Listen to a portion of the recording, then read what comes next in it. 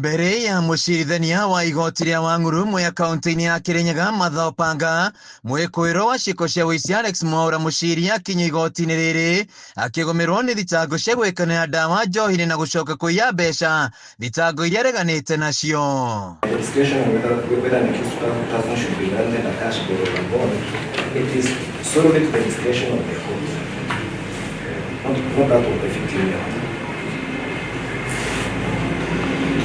Again, there is no compelling reasons to warrant denial of the cash bail, so that this person has to be released on board. The victim was opposed to cash bail, not opposed to bond with multiple sureties.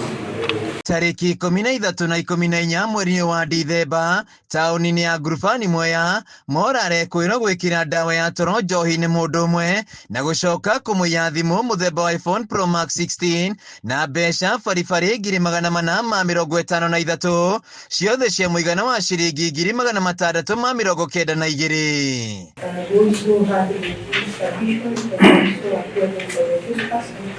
As soon as the list of given by the council, I find that there are no conditions for the list person should not be granted for the The report is favorable, even though the state council on the other hand has stated that the report is misleading. I know that there is nothing tangible that the state council was able for the court to show that that report is misleading or that the complainant is asked to listen. Mucirithania Martha Opanga akirekereria mwikuiro na mbeca baribari ciringi 600 kana bodi ya mbeca o ta ici guku cira wake ugithikire tariki 29 mweri-ini twerekeire. I will take the contact as follows that the first person will be released for a surety bond of 300,000 plus 2 contact persons. In the alternative, he may be released on cash bail of the same amount. The date for hearing has been set. The mentioned date has also been set. Much of it. Those are the records. Most of it.